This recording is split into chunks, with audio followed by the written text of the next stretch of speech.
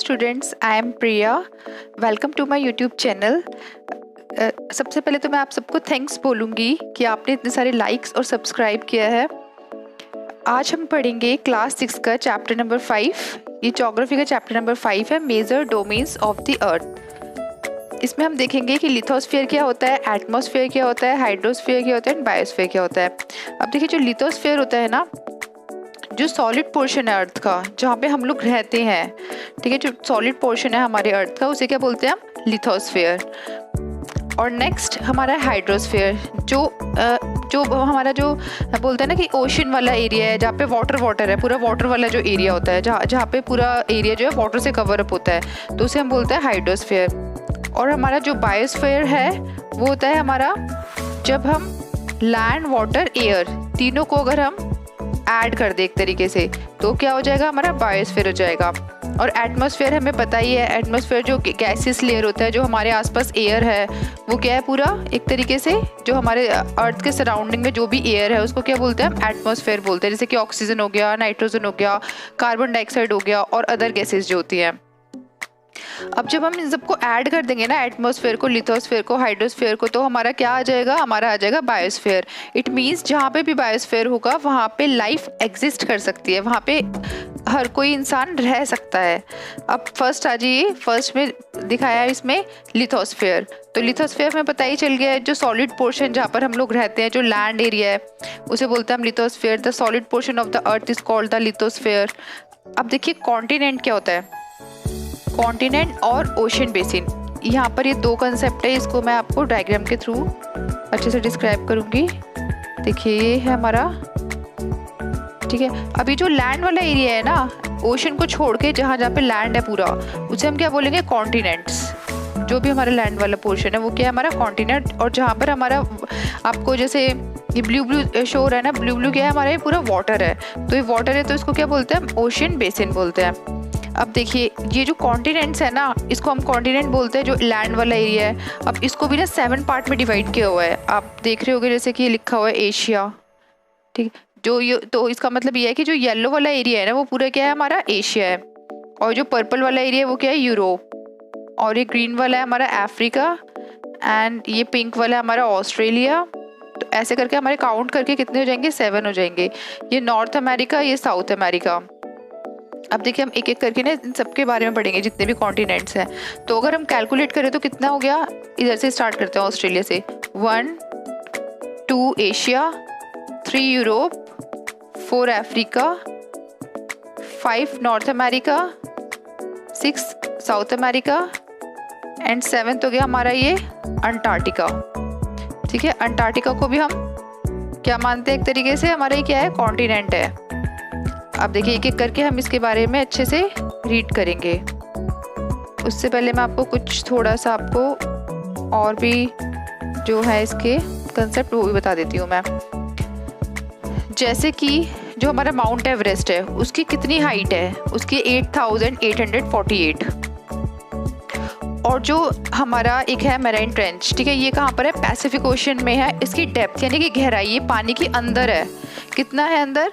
11,022, ठीक है। तो ये देखिए, हमारा ये रहा, कहाँ पर है? ये पैसिफिक में बताया ना इन्होंने। ये देखिए पैसिफिक ओशन, देखिए ये रहा ओशन, ये पैसिफिक ओशन में है। ओशंस भी हम आगे अभी देखेंगे, अभी पढ़ेंगे हम ओशंस भी। सबसे पहले हम कॉन्टिनेंट के बारे में पढ़ते हैं।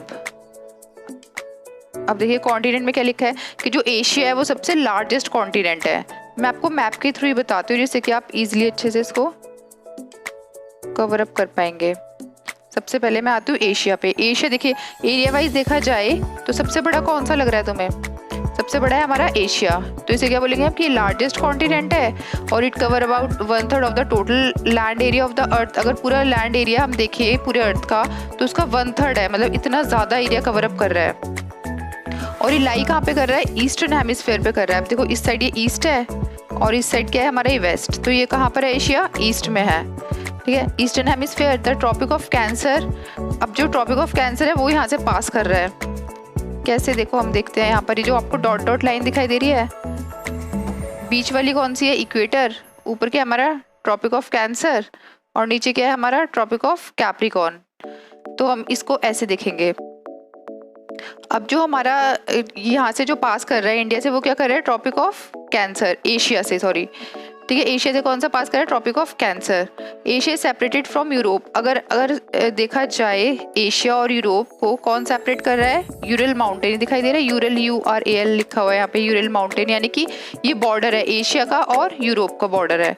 इससे हम एक तरीके से इसको डिफ्रेंशिएट कर सकते हैं कि एशिया कौन सा है और यूरोप कौन सा है, यूरल माउंटेन के, क्योंकि इन दोनों की बाउंड्री है बीच में, जो है ना, बॉर्डर है एक तरीके से। और अगर हम एशिया और यूरोप को ऐड कर दे तो क्या बन जाता है हमारा, यूरेशिया। अब देखिए आइए यूरोप पे, यूरोप में क्या है हमारा, ये देखिए यूरोप, ये रहा, पहले सबसे पहले देखते हैं कंट्री एरिया, ठीक है। अब इसमें देखो यूरोप में क्या लिखा हुआ है कि ये छोटा होता है एशिया से, छोटे, ये एशिया के कंपैरिजन में छोटा है ये इसका एरिया। और जो आर्टिक सर्कल है वो पास हो रहा है इससे, जो आर्टिक सर्कल है ना, ऊपर आर्टिक ओशन लिखा है, यहाँ पर जैसे डॉट डॉट लाइन यहाँ पर हमने देखा था ट्रॉपिक ऑफ कैप्रिकॉर्न का और कैंसर का, तो ऐसे यहाँ पर भी डॉट डॉट लाइन होती है आर्टिक ओशन का, ठीक है, आर्टिक सर्कल का। हमने सेकंड चैप्टर में देखा था ये सारा, जो भी हमारा ये बेसिक्स था ये सारा कुछ क्लियर किया था हमने उसमें। तो आर्टिक सर्कल जो है यहाँ से पास हो रहा है, और ये जो है 3 साइड से किससे कवर अप है, वाटर से, यानी कि इसके तीनों साइड क्या है, वाटर ही वाटर है। अब आ जाओ अफ्रीका पे। अब सबसे नंबर 1 पे तो एशिया था, एशिया का सबसे लार्जेस्ट एरिया है, उसके बाद सेकंड नंबर पे है हमारा अफ्रीका। अब हम अफ्रीका के बारे में पढ़ेंगे। अब देखिए अफ्रीका, अफ्रीका जो है सेकंड लार्जेस्ट कॉन्टिनेंट है आफ्टर एशिया। और जो इक्वेटर है, इक्वेटर यहाँ से क्रॉस कर रहा है, इक्वेटर भी क्रॉस कर रहा है, और क्या, कौन सा क्रॉस कर रहा है, देखो Tropic of Cancer, Tropic of Capricorn भी यहाँ से क्रॉस कर रहा है, देखो तीनों लाइन क्रॉस करी है ना अफ्रीका से। तो सिर्फ यही ही ऐसा कॉन्टिनेंट है जहाँ से तीनों लाइन पासिस होती है, इक्वेटर, ट्रॉपिक ऑफ कैप्रिकॉर्न और ट्रॉपिक ऑफ कैंसर। और जो यहाँ पर है ना सबसे बड़ा डेजर्ट है, वर्ल्ड का लार्जेस्ट हॉट डेजर्ट है यहाँ पर, कौन सा, सहारा डेजर्ट, ये देखो लिखा हुआ है सहारा डेजर्ट, ये रहा, ठीक है। तो ये क्या है हमारा, वर्ल्ड लार्जेस्ट हॉट डेजर्ट है। और एक रिवर है यहाँ से जो जाती है, नाइल रिवर जिसे बोलते हैं हम, तो वो क्या है, लॉन्गेस्ट रिवर है, वर्ल्ड की लॉन्गेस्ट रिवर है, देखो लिखा हुआ है यहाँ पे नाइल रिवर। मैं आपको मैप के थ्रू इसलिए समझा रही हूँ क्योंकि अच्छे से समझ आएगा, नहीं तो अगर आपको रीड कराऊंगी तो वो आधी बातें ऐसे दिमाग से निकल जाएंगी। अब देखिए आइए नॉर्थ अमेरिका पे। अब फर्स्ट नंबर पे कौन था, एशिया सबसे लार्जेस्ट एरिया में, सेकंड पे आ गया हमारा अफ्रीका, और थर्ड पे आ गया हमारा ये नॉर्थ अमेरिका। आप देखिए नॉर्थ अमेरिका में क्या क्या चीज़ें हम पढ़ते हैं, ये थर्ड लार्जेस्ट कॉन्टिनेंट है, ये हमें पता चल गया। और ये एक तरीके से देखा जाए तो ये लिंक कर रहा है साउथ अमेरिका से विद अ नैरो स्ट्रिप। एक नैरो स्ट्रिप दिख रही है तुम्हें, ये वाली, जिससे कि कनेक्टेड है नॉर्थ अमेरिका साउथ अमेरिका से। कैसे कनेक्टेड है, नैरो लिंक से, मतलब छोटा सा तुम्हें ये दिखाई दे रहा है, मतलब छोटा सा वो है, लिंक है, ठीक है, जिससे कनेक्ट हो रहा है ये। तो इसे बोलते हैं हम इस्थमस ऑफ पनामा, इसको क्या बोलेंगे हम, इस्थमस ऑफ पनामा। और ये वाली जो कॉन्टिनेंट है, ये जो हमारा नॉर्थ अमेरिका है, ये तीनों साइड से ओशन से घिरा हुआ है, ये भी मतलब सराउंडेड बाय ओशियन, ठीक है, 3 ओशन सराउंडेड दिस कॉन्टिनेंट। अब नेक्स्ट आ जाइए साउथ अमेरिका पे। अब साउथ अमेरिका तो पूरा सदर्न पार्ट में ही, सदर्न हेमिस्फीयर में ही लाई कर रहा है। देखो अगर मैप हम देखें तो यहाँ पर ऊपर की साइड है हमारा नॉर्थ, नीचे की साइड है हमारा साउथ, तो पूरा साउथ अमेरिका कहाँ पे लाई कर रहा है, पूरा सदर्न हेमिस्फीयर में लाई कर रहा है। और यहाँ पर एक माउंटेन है, वो वर्ल्ड लॉन्गेस्ट माउंटेन रेंज माना जाता है, एंडीज माउंटेन। आपको रेड रेड शो हो रहा होगा, एंडीज माउंटेन लिखा हुआ है, तो सबसे वर्ल्ड की लॉन्गेस्ट माउंटेन मानी जाती है ये Andes, world's longest mountain range. Run कहाँ से कर रही है ये, run through its length from north to south. North से स्टार्ट हुआ है ये, साउथ अमेरिका के नॉर्थ से स्टार्ट हुआ है और साउथ अमेरिका के साउथ में जाके ये एंड हुआ है, ये जो माउंटेन है। और यहाँ पर एक वर्ल्ड लार्जेस्ट रिवर भी है, कौन सी है वो, अमेज़न रिवर। यहाँ पर देखो इसमें मैप में लिखा भी है अमेज़न रिवर। अब आ जाइए नेक्स्ट ऑस्ट्रेलिया पे। ऑस्ट्रेलिया भी देखा जाए तो हमारा सदर्न में ही, सदर्न हेमिस्फीयर में ही लाई कर रहा है, और ये चारों तरफ से वाटर से सराउंडेड है, सारी तरफ देखो वाटर ही वाटर है इसके चारों तरफ। तो इसको क्या बोलते हैं हम, आइलैंड कॉन्टिनेंट भी बोलते हैं इसलिए। अब नेक्स्ट आ जाइए हमारा अंटार्कटिका। अंटार्कटिका में तो देखो वाइट वाइट दिख रहा है ना ये, तो यानी कि पूरे स्नो है, पूरे एकदम बर्फ़ है, पूरा ठंड, बहुत ज़्यादा ठंड होती है यहाँ पे, एकदम फ्रीज जोन होता है।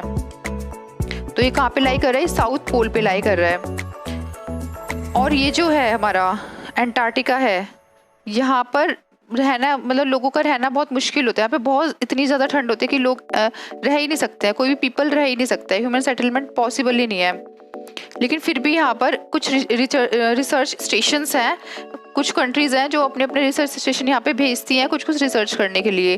तो जो हमारे इंडिया का जो है ना रिसर्च स्टेशन, वो क्या है, कौन से नाम से है यहाँ पर, वो है मैत्री और दक्षिण गंगोत्री। अब आ जाइए नेक्स्ट, हाइड्रोस्फीयर। अब हाइड्रोस्फीयर बोला है तो इसका मतलब वाटर से रिलेटेड है। अब हम यहाँ पर क्या पढ़ेंगे, हम सारे ओशंस के बारे में पढ़ेंगे। सबसे पहले देखते हैं कि पूरे अर्थ में कितना वाटर है।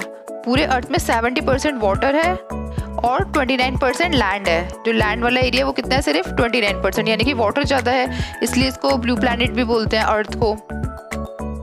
अब देखिए इसमें जो 97% है ना अर्थ में वाटर, तो वो सारा बहुत ज़्यादा मतलब बोलते हैं ना, एक तो ये यूज़ ही नहीं आता, उसमें बहुत ज़्यादा सॉल्ट है उस पानी में, वो पीने लायक है ही नहीं, यूजलेस पानी है वो पूरा का पूरा, क्योंकि वो बहुत सॉल्टी है, हम उसको पी ही नहीं सकते, तो ह्यूमन के यूज़ में आएगा ही नहीं। तो 97% वाटर तो ये यहाँ पर पूरा सॉल्टी है। बाकी का कितना बचा, 3% बचा, जो कि उस 3% में से भी काफ़ी जो है पानी वो कहाँ पर है, ग्लेशियर में है, आइस शीट में है, तो यहाँ पे डिस्ट्रीब्यूट हो गया है। तो पानी पीने के लिए तो बहुत ही कम बचता है, कुछ पॉइंट्स में ही बचता है, 0.03% फ्रेश वाटर बचता है। ये देखिए यहाँ पर एक आपको डायग्राम भी दिया हुआ है, इसमें लिखा भी हुआ है, ये रहा। फ्रेश वाटर कितना है हमारा यहाँ पर, 2.5% है पूरे ओशियन में से। अब देखिए, और यहाँ पर एक मैप भी दिया हुआ है, ये जो मैं आपको बता रही थी, इस्थमस ऑफ पनामा, जो नॉर्थ अमेरिका और साउथ अमेरिका को ज्वाइन करता है, जोड़ता है एक तरीके से। अब देखिए हमने सारे कॉन्टिनेंट के बारे में तो पढ़ लिया, ये भी हो गया, कॉन्टिनेंट भी हो गया। अब हाइड्रोस्फीयर हम कर रहे थे, ये वाला भी हो गया हमारा, ओशियंस पे आ गया। अब काउंट करके बताइए, जो मैप था स्टार्टिंग में, कि हमारे टोटल ओशियन कितने हैं देखे जाए तो। अब हम काउंट करते हैं कितने ओशियन है इसमें, 4 ओशियन है। कौन कौन से, पैसिफिक, इंडियन, अटलांटिक और ये आर्टिक। पैसिफिक ये रहा, इंडियन ये रहा ओशियन, और अटलांटिक ओशियन ये रहा। पैसिफिक के दोबारा से आ गया इधर, ये पूरा एरिया कवर कर रहा है, और ये आर्टिक ओशियन ऊपर है। ठीक है, तो कितने हमारे पास 4 मेजर ओशियंस हैं। अब धीरे धीरे करके हम इस एक एक के बारे में पढ़ेंगे। तो सबसे लार्जेस्ट ओशियन होता है वो कौन सा है, हमारा पैसिफिक ओशियन है। और यहाँ पर जो है हमें अभी हमने देखा था सबसे डीपेस्ट पार्ट जो है अर्थ का, वो मैरीन ट्रेंच जो हमने पढ़ा था अभी स्टार्टिंग में, तो वो भी किस में है, पैसिफिक ओशियन में है। और जो पैसिफिक ओशियन है वो एक सर्कुलर शेप में है, पैसिफिक ओशियन की जो शेप है वो सर्कुलर शेप में है। और ये जो है ना एशिया जो है, ऑस्ट्रेलिया, नॉर्थ अमेरिका और साउथ अमेरिका इसके आसपास है। देखिए मैप में देखते हैं। अब देखो पैसिफिक ओशियन के पास क्या क्या है, एशिया और ऑस्ट्रेलिया इसके पास में है पैसिफिक ओशियन के, और इस साइड भी था ना पैसिफिक ओशियन, ये रहा यहाँ पे नॉर्थ अमेरिका और साउथ अमेरिका। तो देखा जाए तो 4 जो है हमारे पास कॉन्टिनेंट वो इसके सराउंडेड में है। अब आ जाइए अटलांटिक ओशियन। अब अटलांटिक ओशियन ये वाला है। अब जो अटलांटिक ओशियन है वो सेकंड लार्जेस्ट ओशियन है हमारा। इसकी शेप है ना एस शेप्ड का है, ये देखो यहाँ से स्टार्ट हुआ है ये, और ये एस बना रहा है ये। और ये किस किस के सराउंडेड में है देखा जाए तो, north America, south America, Africa and Europe, 4 countries है जो इसके आसपास में है। तो इसमें लिखा है कि it is flanked by the north and south America on the western side. West side से ये नॉर्थ और साउथ अमेरिका से घिरा हुआ है, और यूरोप और अफ्रीका से ईस्टर्न साइड से घिरा हुआ है। और ये वाला जो ओशन होता है ना, ये बहुत एक तरीके से ना कॉमर्शियल पर्पस से बहुत इंपॉर्टेंट है, बहुत बिजीएस्ट ओशियन है। सबसे ज़्यादा बोलते हैं ना एक तरीके से ट्रेड वगैरह इसी ओशियन में होता है। तो अब आ जाओ नेक्स्ट, इंडियन ओशियन। अब इंडियन ओशियन नाम किससे रखा है, इंडियन ओशियन नाम इसी हमारी कंट्री जो है इंडिया उससे रखा गया है। The Indian ocean is the only ocean name after a country that is India. सिर्फ यही ऐसा ओशियन है जिसका नाम एक कंट्री के बेसिस पे रखा गया है, जो कि अब चाइना बोल रही है कि इंडियन ओशन का नाम हटाओ। इस चीज़ पे उन्हें बहुत इशू है, बहुत जेलियस है वो इस चीज़ से कि इंडियन ओशन कैसे नाम रख दिया। हमारा भी तो चाइना है, हम भी तो चाइना रख सकते हैं, चाइना ओशन। ये कैसे, इससे तो इनके ऊपर इनका हक हो जाएगा, इंडिया वालों का हक हो जाएगा, तो ये चीज़ तो गलत है। तो ऐसे ऐसे कुछ इशूज़ भी चल रहे हैं। अब देखिए नेक्स्ट, और यहाँ इसकी शेप जो है वो ट्रायंगुलर शेप में है, ट्रायंगुलर शेप में है हमारा जो इंडियन ओशन है। अब आ जाइए next, Arctic ocean. Arctic ocean पता है पूरा का पूरा कहाँ पर है, नॉर्दर्न हेमिस्फीयर में है। तो आर्टिक ओशियन हमारा आर्टिक सर्कल में एक तरीके से लोकेट है, और नॉर्थ पोल पे देखा जाए तो नॉर्थ पोल पे है बिल्कुल। और ये जो कनेक्ट हो रखा है पैसिफिक ओशियन से, कैसे कनेक्ट हो रखा है, एक बेरिंग स्ट्रेट है, बेरिंग स्ट्रेट है नॉर्थ अमेरिका और ये जो यूरेशिया, इन दोनों से क्या है, बाउंड, मतलब एक तरीके से घिरा हुआ है किससे, नॉर्थ अमेरिका और यूरोप से, ये एक तरीके से बाउंड है। अब नेक्स्ट एटमॉस्फेयर। अब हमारे सारे ओशन के भी कंसेप्ट हो गए हैं क्लियर। अब यहाँ पे देखते हैं कोई डायग्राम है तो उसको अच्छे से डिस्क्राइब कर लेते हैं। अभी देखिए ये लिखा हुआ है, इसमें ऐसे क्यों दिया हुआ है, इसमें इसलिए ऐसे दिया हुआ है, ये जो आपको दिख रहा है स्क्रीन पे। इससे हम क्या कर सकते हैं, इससे हम जो है ना साइज को अच्छे से एक कंपैरिजन कर सकते हैं कि सबसे ज़्यादा जो है एरिया वो किसका है, एशिया का, उसके बाद हमारा कौन सा है, अफ्रीका, उसके बाद नॉर्थ अमेरिका, ऐसे ऐसे करके हम इसको अच्छे से देख सकते हैं कि साइज किसका ज़्यादा है और किसका कम है, कौन से कॉन्टिनेंट का। तो इसलिए ये वाला डायग्राम इसमें शो कर रखा है क्योंकि कुछ कुछ बच्चों को समझ नहीं आता है। नेक्स्ट आ जाइए एटमॉस्फेयर पे। अब एटमॉस्फेयर तो हमें पता ही है एटमॉस्फेयर होता क्या है, जो गैसेस है, जो आसपास जो एयर है हमारे पूरे सराउंडिंग में, पूरे अर्थ के सराउंडिंग में, उसे हम एटमॉस्फेयर बोलते हैं। अब ये भी ना काफ़ी डिफरेंट पार्ट्स में डिस्ट्रीब्यूट हो रखा है, जैसे कि जो लैंड एरिया जहाँ पे हम रहते हैं वो क्या है, हमारा ट्रोपोस्फेयर, और उसके ऊपर क्या है हमारा स्ट्रेटोस्फेयर, उसके बाद मेसोस्फेयर, थर्मोस्फेयर, देन एक्सोस्फेयर। ऐसे इनको डिफरेंट पार्ट्स में हमने डिवाइड किया हुआ है। तो अब देखिए जो एटमॉस्फेयर है उसमें सबसे ज़्यादा एयर कौन सी होती है, nitrogen and oxygen, nitrogen and oxygen होती है, नाइट्रोजन और ऑक्सीजन होती है। नाइट्रोजन कितनी होती है, 78%, और ऑक्सीजन होता है हमारा 21%। और बाकी जो बची हुई है 1% गैसेस, वो अलग डिफरेंट होती हैं। तो ऑक्सीजन तो बहुत इंपॉर्टेंट है हमारे लिए, ब्रेथ के लिए, जीने के लिए, एक तरीके से लाइफ के लिए, और नाइट्रोजन भी हेल्प करती है लिविंग ऑर्गेनिज्म में। और देखिए अब इसमें जो लिखा है, the density of the atmosphere varies with height, यानी कि डेंसिटी जो है एटमॉस्फेयर की वो किससे वेरी करती है, हाइट से। यानी कि जैसे जैसे हम हाइट ऊपर जाते जाएंगे हाइट पे, तो क्या डेंसिटी क्या होती जाएगी, एक तरीके से कम होती जाएगी।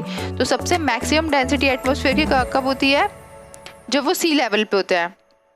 और डिक्रीज कैसे होती है, जैसे हम ऊपर जाते रहते हैं। जब भी तो बोलते हैं ना, जब आप सुना होगा आपने, जो क्लाइंबर्स होते हैं जो माउंटेन्स पे जाते हैं, तो वो खुद का अपना एक तरीके से ऑक्सीजन वगैरह लेकर जाते हैं बैग में कैरी करके, जिससे कि वहाँ पे कोई ब्रीदिंग प्रॉब्लम ना हो।